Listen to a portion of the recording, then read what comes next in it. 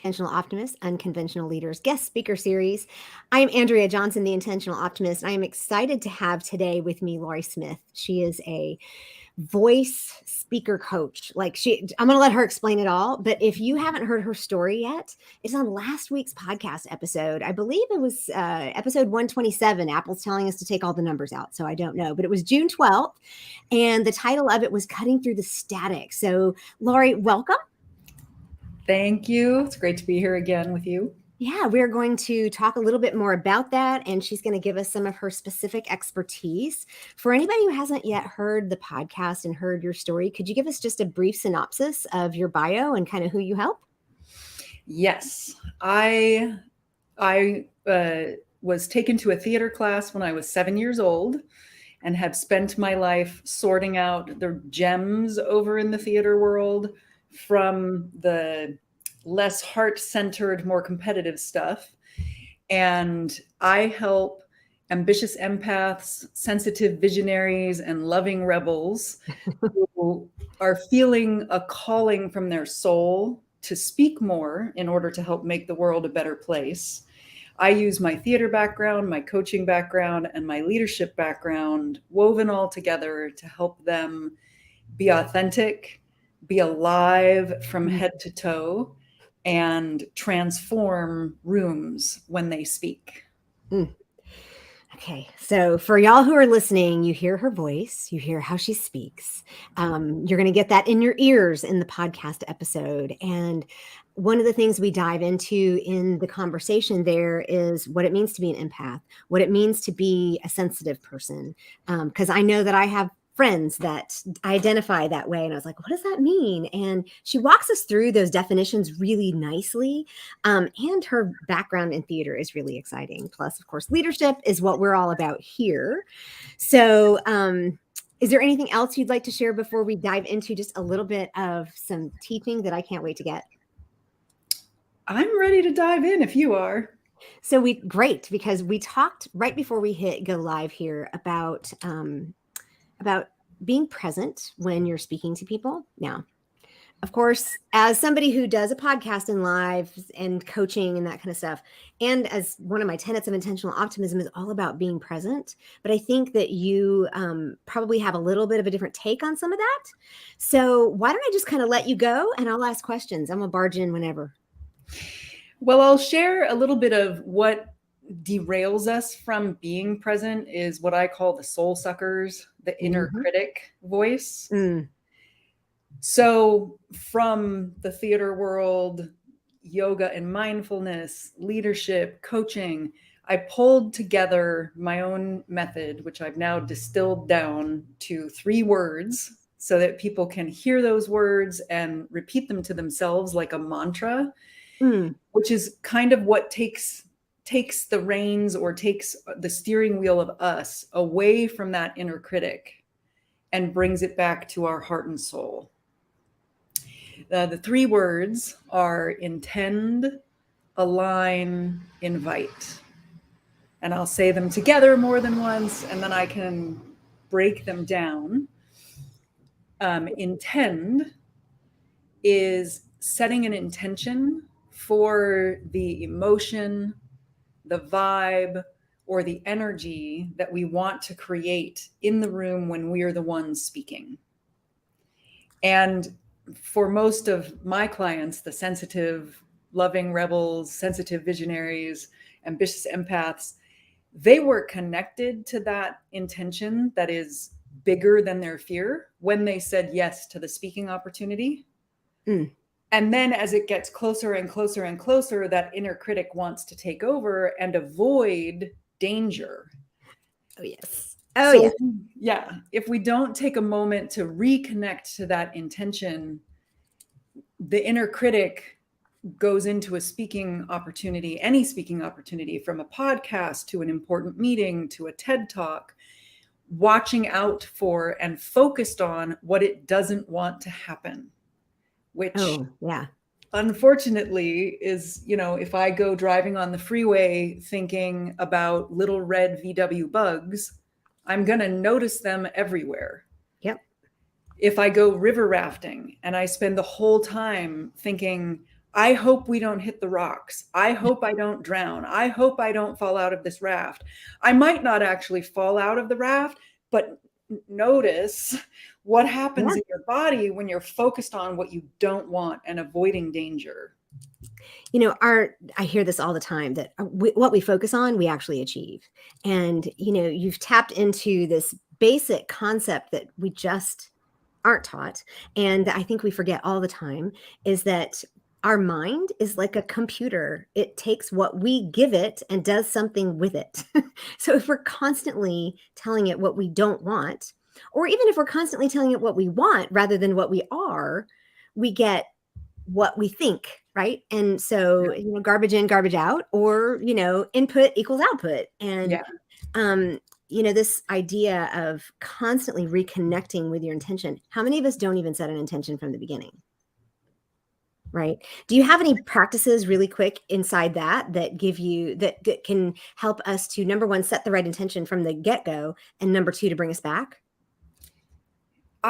When people are feeling challenged, one that I love because it's kind of visceral and mental at the same time is to imagine calling in an ally, someone that we might know from our lives, living or passed on, that we know personally or we admire from afar.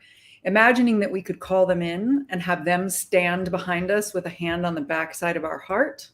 And then together set the intention, and distilling it down to one word or a short phrase is really key. It's not, oh, I'm going to do this podcast. I really hope that I'm amazing. And if, that's too long of a sentence. Mm-hmm. It's, I want to be alive. Or I'm focused on courage in myself and in the audience. Or hope is a big one that really applies. It's a great one for those networking introductions that we do on Zoom, and now in person is kind of coming back. That if I have a service-based business and I walk into a networking meeting and I've got 60 seconds to say hi and who I am, I can bring a little glimmer of hope emotionally into the room for the people listening. Either for them, because they might be a client who would go from hopeless to hope or fear to hope, or that they might think of a friend and feel hope for their friend, and then lean in the right people to have more conversation with me. Some people might not have any hope at all, but they're sure going to have a better time than if I'm focused on not saying the wrong thing.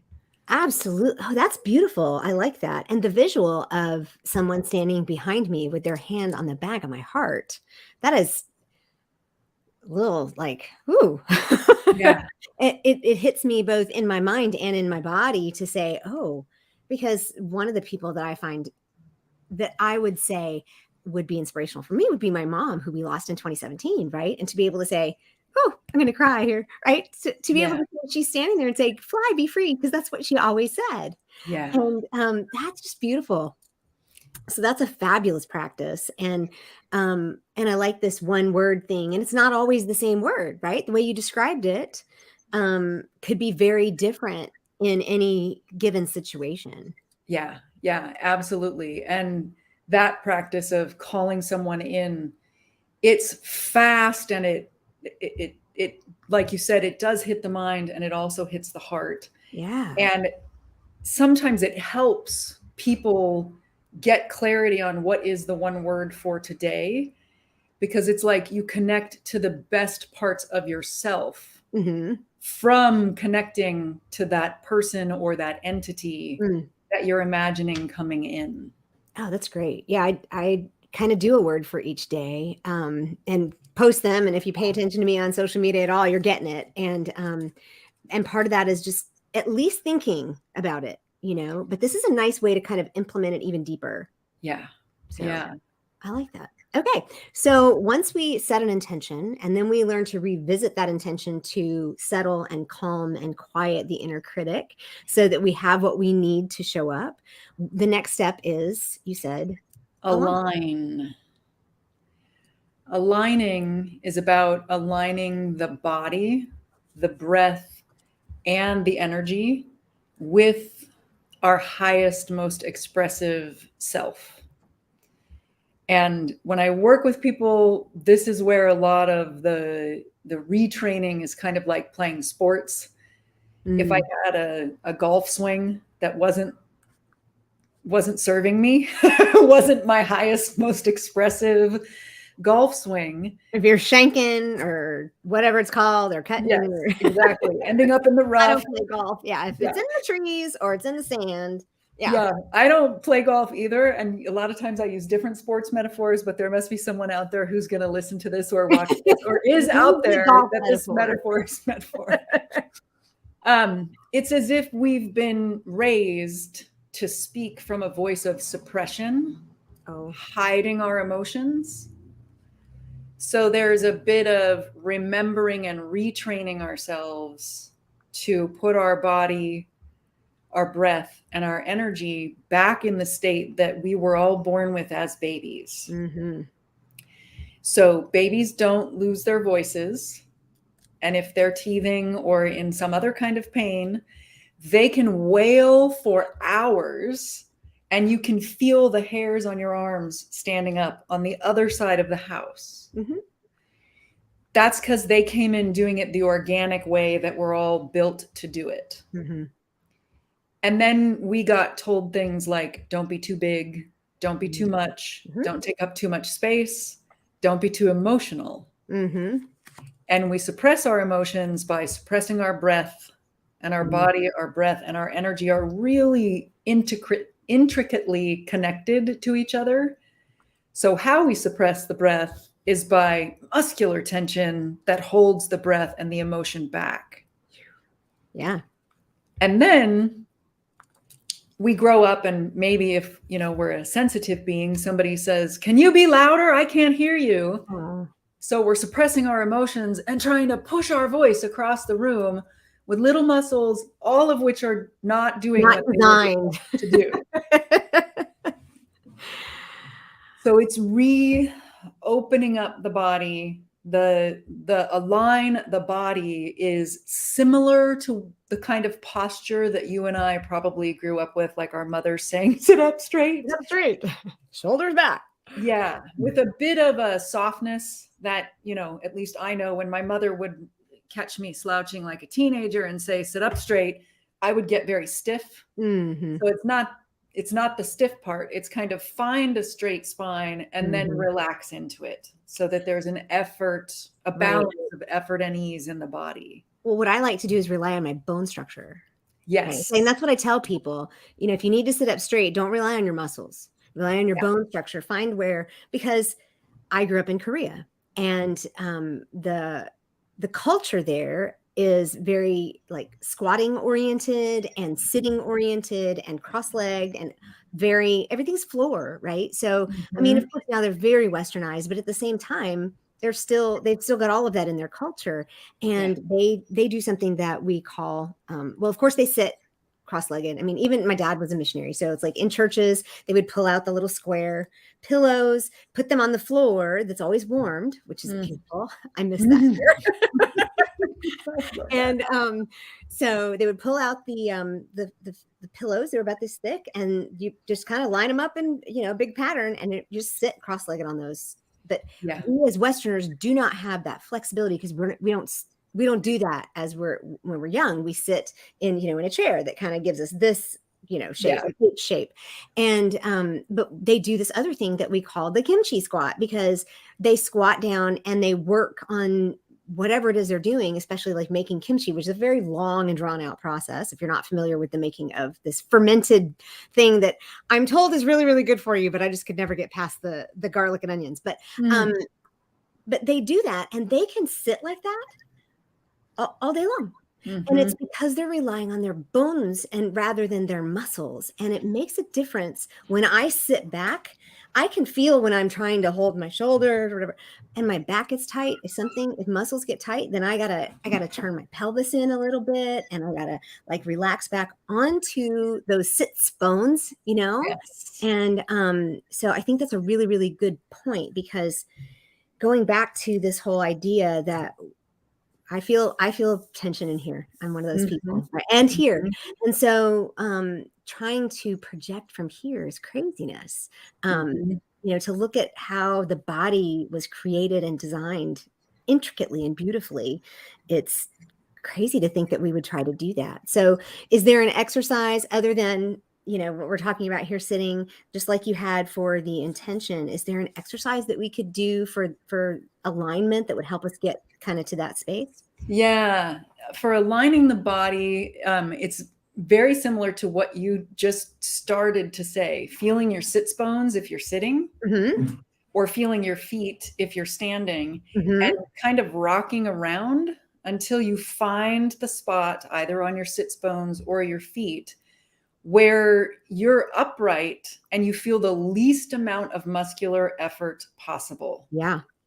So my core is doing a little for me to be sitting up straight right now, but it's so effortless. I almost don't feel it. I actually have to really pay attention to it. And when standing, it's like, find the sweet spot on your feet in your pair of shoes that day, where it's your own personal sweet spot and you feel like you could go anywhere from there. And then the next little bit for the body is to do a little check of that heart area and make sure that it feels like it's open, almost like I have a second mouth in my heart and I'm breathing in and out that heart mouth. That's aligning the body, which then starts to open up the breath and the energy. The breath bit is allowing the air to do more of the work. So with the body, it's let the bones do the work. If we breathe in a nice, nourishing breath and then use that breath to help carry the voice across the room, that starts to take the pressure off of here. And if there's any muscular effort with the breath, it's way down near the belly button. Like my favorite exercise, or my favorite quick way of explaining this, is to get your breath going. Imagine that you're a tube of toothpaste. So first fill it up like they do at the factory. And then when you talk, imagine that you're starting the roll of the tube of toothpaste down where your pelvis is. Yeah, you're not squeezing from the top. You're not squeezing from the top. It's not efficient. We all do it with the tube of toothpaste until it hits a point where we can't, which is funny because that is like breath for some people. They squeeze it at the top until eventually they start to get more speaking gigs, or they're a teacher who's teaching all day and they're losing their voice. And then they go find somebody and say, help me, I can't get any more to come out. Just like a tube of toothpaste. And then we drop it down and we roll it up a little bit from the bottom. And then we might forget and go back to the top. And then we remember and we go back to the bottom, or get one of those neat devices that we have one of. Oh yeah, that you just, my dad always did that. He had some kind of like a T-pin thing that he would put on there and just. Yep. I now get the kind that I turn upside down and sit so that I don't have to worry about it. Just like smart, very smart. But in regular people parlance, because you use the most interesting metaphors. Did you see me get a little uncomfortable when you said heart mouth? Yeah. It's just like, what? That sounds interesting. That sounds, it's like really hard not to say, that sounds weird. But I'm sure you get that from some of your clients. Yeah, I do. And I love meeting my clients where they are. There are some things, if an image doesn't work for people, I say, great, just don't use that one. We'll find another one. I've been doing this for 15 years. I got a bunch of them. I'm sure. And if it, sometimes it feels vulnerable at first. Right. Because it is. And then you go ahead and do it. Sometimes I'll shift how I'm explaining it to the way that that person can hear me. So if my heart is closed off, the audience feels like they're not as connected to me. Yeah. If posturally my heart is open so that they can see it no matter where they are in the room, my eyes and my heart, then the audience feels more connected to me. In reality, to me, if I'm open-hearted, I am actually more connected to them. Right. And for some people, they just want to hear it described in a different way or from a different perspective. Yeah. I like all of them. And I don't mind being uncomfortable at the beginning. Because I take that as a sign of, oh, this is pressing on a nerve, right? This is an opportunity for me to grow and to learn. And I'm doing a whole lot more speaking gigs. And so for me, I'm like, you see, I'm taking copious notes. But part of it is I'm going to put all of this in the notes in the YouTube channel so that people can see. And I know we're going to talk in a minute about how they can start working with you and get on your website and stuff. But the other piece I wanted to say is going back to the metaphors that you use, what we've heard all our lives is speak from your diaphragm. And what you did was give us a way to understand what that actually means. Yeah. And I think that's so invaluable. Yeah. And the interesting thing about speak from the diaphragm is the diaphragm is a muscle, but it's not one that has the kind of nerve fibers where we can feel it. So when someone says speak from the diaphragm, I'm like, there's kind of a confusing thing if if you know what's actually happening.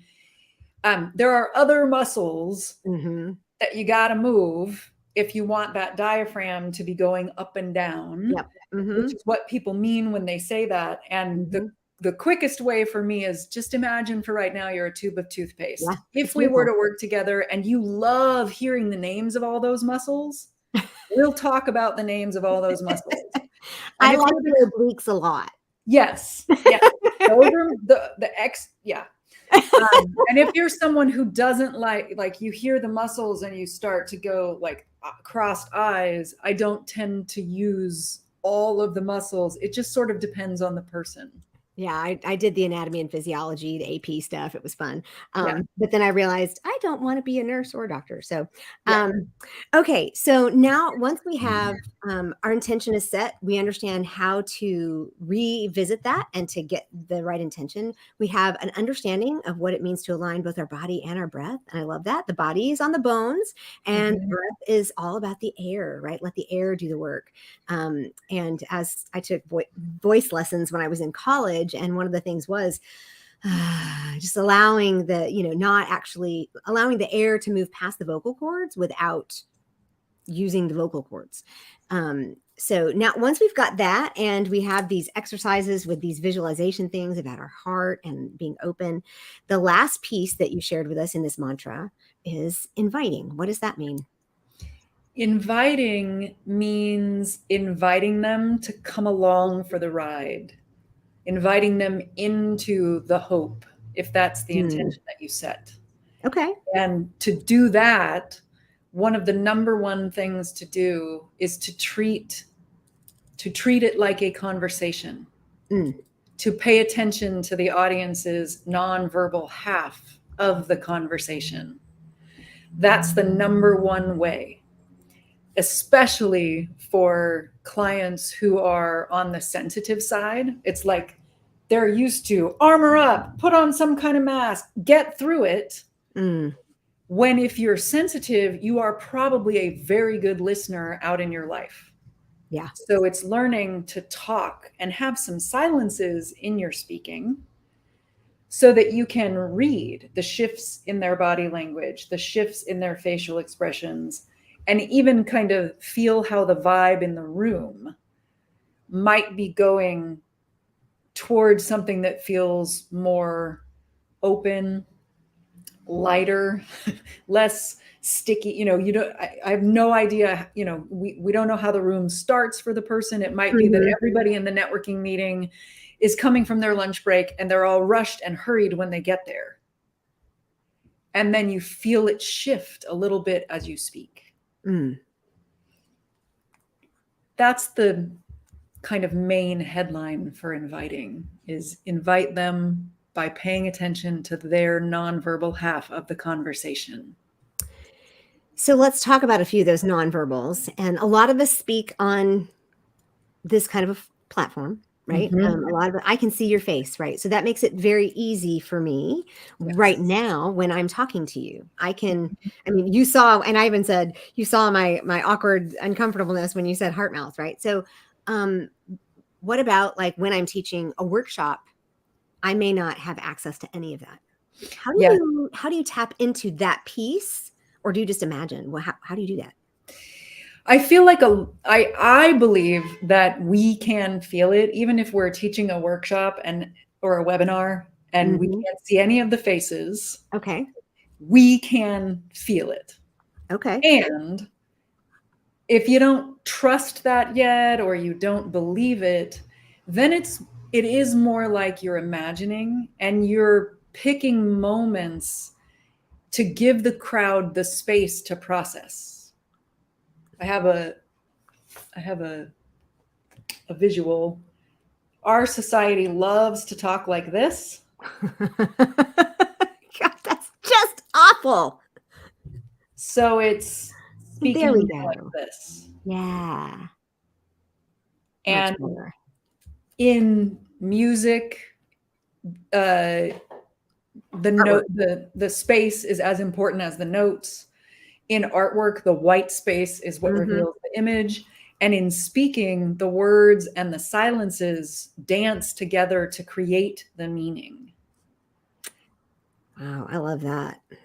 And one of the things that I love is when you're taking one of those pauses, they get to digest what you're saying. And it's also a really wonderful place to refill up that toothpaste Mm. tank of air. It's a twofer. It's a twofer. I like it. Absolutely. Well, and we give lip service to this idea that the words and the silence actually dance together. And in a conversation like this, I'm much more likely to just keep going and jump in because I'm excited and that kind of thing. But when I do a solo podcast, much more deliberate about, much more careful with where I put my words. When I do a webinar, I'm much more careful to have spaces in there. And part of that is because I know I can deliver twice as many words as anybody else, Yeah. just as clearly. But that's not the point. The point is Yeah. communicate, not necessarily deliver the most. Yes, yes. And that's an excellent example of exactly what you were asking before. When you're in an actual conversation with me, we're timing off of each other and we can see each other. Yeah. When you're by yourself and you are being intentional about putting the pauses in there, you're giving the people that you can't see the space to have their half of the conversation. So it's almost like we need to be more mindful of the pauses when we're alone. We need to give them more space to process when we can't see them instead of going the opposite direction and talking like, yeah. I love that. So, as you've done with the others, what is an exercise that I can do that will help me remember that? I mean, for me, I've been doing this a long time. So that's just kind of one of the pieces that I've worked out. Yeah. But for somebody who may be new and walks into even like, let's say, a networking, I like that you've been using that as an example of speaking, because we don't Mm-hmm. usually think of that as speaking. But somebody walks in, they've done their intention, they've done their alignment, and they walk up and say, "Hi, my name is Andrew Johnson. I'm the intentional optimist, and I'm here to do coaching for women." Yeah. The thing that I would love for them to do is instead of launching in, take a moment to make eye contact with someone in the room and inhale slowly and then start talking. So that it's like plugging our hair dryer in before we turn it on. Mm, Just take a moment to actually connect and start inviting the room in silence. Start seeing their nonverbal half of the conversation in silence. And then start the talking. Most people barrel in that way. And if you barrel, hi, my name is Lauri, blah, blah, blah, blah, blah, I didn't actually breathe. true. So I'm putting it in invite. And it's a little bit of like, if you take that moment, you can do all three. You can get your body, Hmm. your breath, your intention, and your inviting all aligned at the same time. Intend, align, invite. It also sounds like it might be a little bit cyclical. Like you don't do it once and then never do it again. Yeah. You got to rebreathe and keep kind of doing that throughout a speaking appearance of any kind. Mm. And I find that if people do that for that first breath, it stays. It's like if you start out on the right foot, it will stay with you. If you start out on the wrong foot, it's harder to recover unless, like, I can recover if I've started out on the wrong foot. People that have worked with me, some of them, like depending on how long they've worked with me, someone did it yesterday in a class that we were in. She started out and, you know, my notes about the beginning were like, it felt like you were kind of bouncing up on yourself. And then you dropped in, what happened there? And she said, I noticed it. And I took a breath and I centered myself on purpose. And I was like, you know, doing cartwheels in my living room because that's really exciting. We're all human. We're all going to have days where something throws us. I'll steal this from a very good friend of mine. She's a singing instructor. And she said, every breath is a chance to begin again. So I'm stealing that. Her name is Lauren Barbeau. Okay, Lauren Barbeau. Everybody pay attention if you need a singing coach. Yeah. Yeah. Well, and what a lot of times people say, well, if I take a moment to stop and put a pause in, then I lose my train of thought. But what I like here is that we're not telling anybody to pause and take a moment, you know, like we're not saying take an intentional pause. We're saying intend, align, breathe, you know. So it's telling somebody what to do rather than what not to do. Yes. And that usually works. It does. And so many people are afraid that if they pause, they're going to forget what they want to say. This is why inspire is my favorite word in the English language, because it means inspire air. And you're just going to have to trust me on this if you're watching or listening. When people do that, stop talking and inhale, they get inspired with the next thing they want to say. I have to put that up there. I have to say that's a big one, right? And it's right. Because it does have a lot of connotations there. And really quick before we kind of close and bring this all in, because this is really good, meaty stuff. Thank you so much. One of the things that I do to settle myself is I also employ curiosity. And so I almost always, hi, I'm Andrea. What is your name? Right? Because a lot of people at these networking events don't have any clue that they need to do an intention or an alignment, or right? And they're all nervous too, and they don't know what to say. And so I find that if I then invite them to go ahead and start first, then I can ask questions, which helps get me like a little more settled. Do you find that works as well, or is it just me? Oh, that absolutely works as well. Especially, you know, there's the weaving in and around the room. So asking someone else a question helps ground them and bring them to life. You know, what's your name? And then keep asking them questions and watch how they come to life. And Maya Angelou said, people will forget what you did. They will forget what you said, but they will never forget how you made them feel. Yes, I love that. When you're asking someone else questions, they're remembering you being present with them, which feels great. Which goes back to inspire, right? Because it's not just about me saying something beautiful. The goal is to walk away with, especially in a networking event, is to walk away knowing the other person and knowing whether or not we want to work together, or whether or not I can help them or they can help me. So I love that. Okay. To be mindful of your time, because we could probably go on and on, but this has been absolutely phenomenal. Just as a recap, we start with the mantra of getting rid of our inner critic, going from first intending and aligning and then inviting, which then broadens everything out to inspire. And for people to work with you or to get more information, they should go to your website. Yes. And I have a fun, It's fun and deep, I've been told. Fun and deep quiz all over my website now. The speaker alter ego quiz. So it's Ooh. not going to give you your type because you are a unique and beautiful soul and you can't be typed. Yeah. It's going to give you what type of mask you might be putting on unconsciously that's blocking your unique, innate inner radiance from shining through. Yeah. And then you'll be on my list and you'll get to hear about things that I have coming up. And I do know that you do have a couple of things coming up, or at least one thing for sure. So if y'all are interested in that, I'm going to go check it out myself, because I always geek out on this stuff. It's like, what can I fix today?